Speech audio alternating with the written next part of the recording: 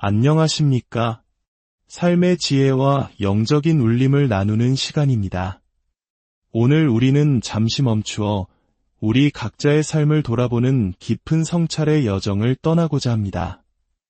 혹시 지금 끝없이 씨앗만 뿌리고 있는 것 같은 고단함을 느끼고 계신가요? 매일 최선을 다해 노력하지만 아무런 결실도 보이지 않는 광야에 홀로 서 있는 듯한 막막함에 지쳐있지는 않으신가요? 마치 농부가 땀 흘려 밭을 갈고 씨를 뿌리지만 수확의 기쁨은 아직 먼 이야기처럼 느껴지는 그런 순간들 말입니다. 만약 그렇다면 오늘 이야기가 당신의 마음에 새로운 빛을 비추어 줄 것이라 믿습니다. 우리가 가진 수고와 결실에 대한 생각이 어쩌면 처음부터 조금은 다른 관점에서 시작되어야 할지도 모른다는 놀라운 진실에 대한 이야기입니다. 이 메시지를 듣기 시작하시기 전에 잠시 시간을 내어 구독과 좋아요를 눌러주신다면 여러분은 이 은혜의 씨앗을 다른 이들에게 전하는 귀한 사역에 동참하시게 됩니다. 여러분의 작은 손길 하나가 지친 영혼에게 희망의 메시지를 전달하는 통로가 될 수 있습니다. 이 귀한 나눔에 함께해 주시는 모든 분들의 삶에 하나님의 크신 축복이 함께하기를 소망합니다. 자, 이제 시작하겠습니다. 하나님께서 우리를 사용하시는 방식은 때로 우리의 예상을 뛰어넘습니다. 하나님이 어떤 사람을 들어 쓰실지, 어떤 방법으로 일하실지, 심지어 우리 삶의 어떤 아픈 경험까지도 그분의 도구로 사용하실지 우리는 감히 짐작할 수 없습니다. 중요한 것은 하나님께서 우리를 통해 일하실 때 우리가 항상 그것을 느끼는 것은 아니라는 사실입니다. 벅찬 감동이나 뜨거운 확신 같은 감정은 나중에 따라오는 것입니다. 가장 먼저 요구되는 것은 순종입니다. 우리의 순종이 어떤 열매를 맺고 있는지 아무런 증거가 보이지 않는 순간에도 묵묵히 주님의 말씀에 순종해야 할 때가 있습니다. 이는 마치 부모가 자녀에게 중요한 가치를 가르치는 것과 같습니다. 당장은 그 가치의 의미를 전부 이해하지 못하더라도 부모는 언젠가 그 가르침이 아이의 삶에서 아름다운 꽃으로 피어날 것을 믿으며 꾸준히 사랑으로 가르칩니다. 우리 역시 마찬가지입니다. 지금 당장 결과가 보이지 않더라도 믿음으로 순종의 씨앗을 심어야 합니다. 그런데 오늘 예수님께서는 이 심는 자의 역할에 대한 우리의 생각을 완전히 뒤바꾸는 말씀을 하십니다. 요한복음 4장에서 제자들은 예수님을 위해 음식을 구해왔습니다. 그들은 예수님의 허기를 걱정하는 선한 의도를 가졌지만 바로 그 순간 눈앞에서 펼쳐지는 영적 추수를 놓치고 있었습니다. 그때 예수님께서 말씀하셨습니다. 한 사람이 심고 다른 사람이 거둔다는 말이 옳도다. 네, 그렇죠. 당연한 이치입니다. 누군가는 씨를 뿌리며 수고하고 다른 누군가는 그 결실을 거두는 것. 이것이 세상의 순리처럼 보입니다. 제자들도 그렇게 생각했을 것입니다. 우리가 바로 그 땀 흘려 심는 자들이다 라고 말입니다. 하지만 바로 다음 구절에서 예수님은 우리의 생각을 송두리째 흔드는 충격적인 말씀을 이어가십니다. 내가 너희로 노력하지 아니한 것을 거두러 보내었노니 다른 사람들은 노력하였고 너희는 그들이 노력한 것에 참여하였느니라. 잠깐만요. 뭐라고요? 예수님, 우리가 심는 자가 아니라 거두는 자라고요? 우리는 지금까지 우리가 복음의 씨앗을 뿌리는 고된 사역을 하는 사람이라고만 생각했습니다. 그런데 예수님은 말씀하십니다. 아니다. 너희는 늘 자신을 씨 뿌리는 사람으로만 생각하지만 너희가 이미 얼마나 많은 것을 거두고 있는지 깨닫지 못하고 있다. 그렇습니다. 우리는 이미 거두는 자였습니다. 우리는 다른 이들이 흘린 땀과 눈물의 결실 위에서 그들이 일구어 놓은 밭에서 풍성한 열매를 거두고 있었습니다. 그리고 이 진리를 깨닫지 못하도록 사탄은 우리의 시선을 다른 곳으로 돌리려 했습니다. 우리의 마음을 두 가지에 집중하게 만듭니다. 첫째는 씨 뿌리는 일이 얼마나 힘든가 하는 고됨에 대한 불평이고, 둘째는 내가 받은 상처가 얼마나 깊은가 하는 아픔에 대한 집착입니다. 사탄은 우리에게 속삭입니다. 내 삶이 얼마나 고단한지 봐. 매일같이 애쓰고 노력해도 나아지는 게 없잖아. 내가 얼마나 상처받았는지 기억해. 그 사람이 너에게 한 말, 그 교회가 너에게 준 아픔을 잊지 마. 많은 이들이 교회에서 받은 상처에 대해 이야기합니다. 하지만 우리는 냉정하게 바라보아야 합니다. 그것은 교회가 준 상처가 아니라 불완전한 사람이 준 상처입니다. 상처받은 사람이 또 다른 사람에게 상처를 주는 일은 세상 어디에나 있습니다. 만약 우리가 그 상처 때문에 교회를 떠났다면 그것은 교회가 우리에게 상처를 주었기 때문이 아닙니다.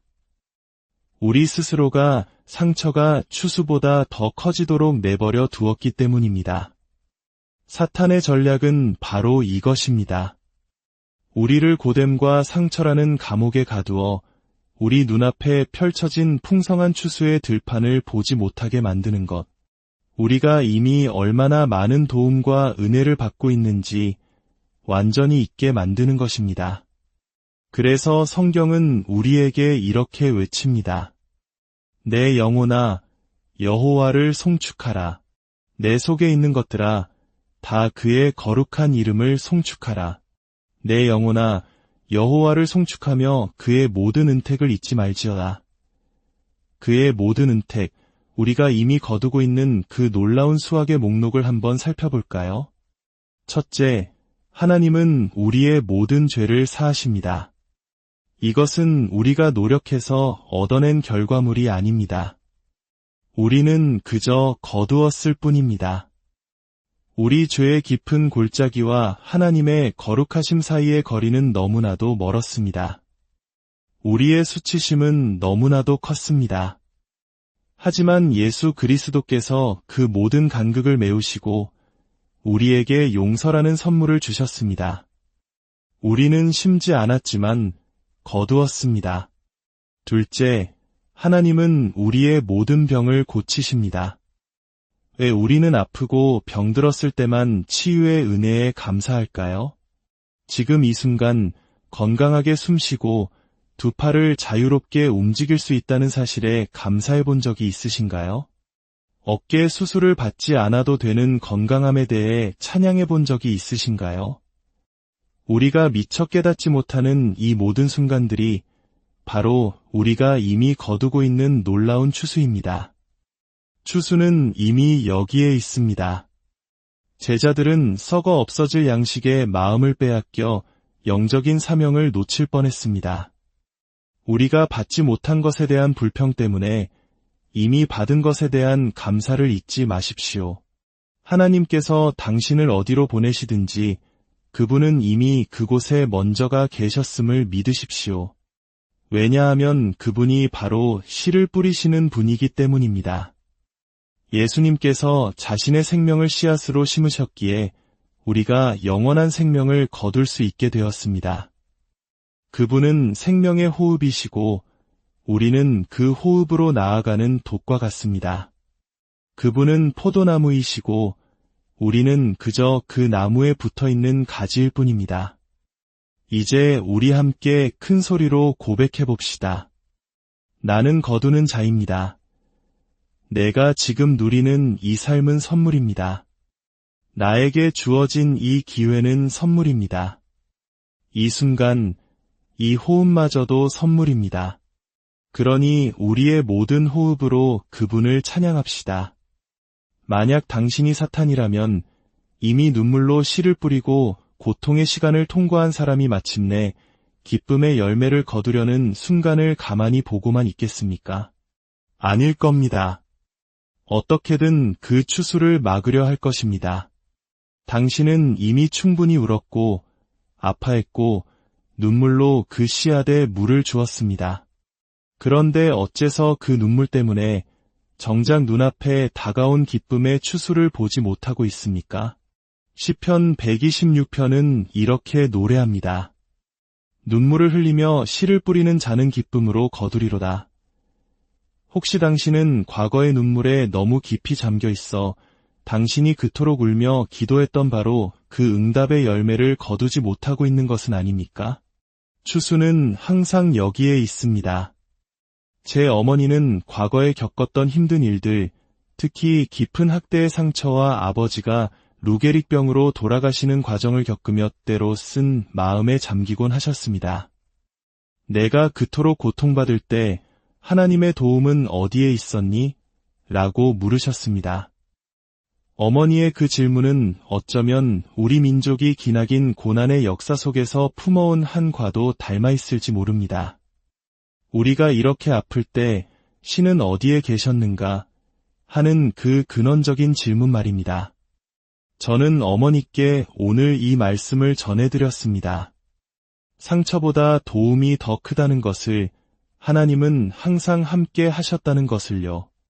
그리고 그 질문에 대한 답은 언제나 요한복음 4장 35절에 있다고 말씀드렸습니다. 너희는 눈을 들어 밭을 보라. 희어져 추수하게 되었도다. 눈을 드십시오. 당신의 고통과 상처에서 눈을 들어 하나님께서 이미 예비하신 추수의 들판을 보십시오. 그 도움은 언제나 그곳에 있었습니다. 추수는 이미 무르익어 가고 있었습니다. 다만 우리의 눈이 슬픔에 가려져 보지 못했을 뿐입니다. 제자들이 눈을 들었을 때 그들의 눈앞에 펼쳐진 광경은 무엇이었을까요? 바로 그들이 그토록 경멸하고 상종하지 않으려 했던 사마리아 사람들이 예수님을 향해 몰려오는 모습이었습니다. 만약 당신의 추수가 당신이 가장 싫어하고 불편해하는 모습으로 다가온다면 어떻게 하시겠습니까? 이것이 바로 이 시대에 우리에게 주어지는 시험입니다. 진정한 거두는 자의 생각으로 전환할 수 있는지에 대한 시험입니다. 진정한 거두는 자는 후회 속에서도 교훈을 추수합니다. 우리 모두에게는 후회가 있습니다. 우물가의 여인에게도 수많은 남자를 거쳐온 과거에 대한 후회가 있었을 것입니다. 하지만 믿음의 힘은 우리가 그 후회의 밭에 다시 들어가 교훈이라는 열매를 거두게 합니다. 지금 당장은 힘들지라도 나는 이 경험 속에서 무언가를 수확하고 있는 것입니다. 눈물로 씨를 뿌리는 자는 반드시 기쁨으로 거둘 것이기 때문입니다. 사탄은 계속해서 당신의 귓가에 속삭일 것입니다. 당신이 스스로를 얼마나 형편없게 느껴야 하는지에 대한 모든 이유를 되새기게 할 것입니다. 당신의 삶에 대해 분노하고 모든 것을 포기하고 이불 속에 숨어 아무도 만나고 싶지 않게 만들 것입니다. 하지만 하나님께서는 오늘 저를 통해 당신에게 상기시키십니다. 당신에게는 기뻐할 이유가 있다고. 왜냐하면 눈물을 흘리며 씨를 뿌리는 자는 반드시 기쁨으로 거둘 것이기 때문입니다.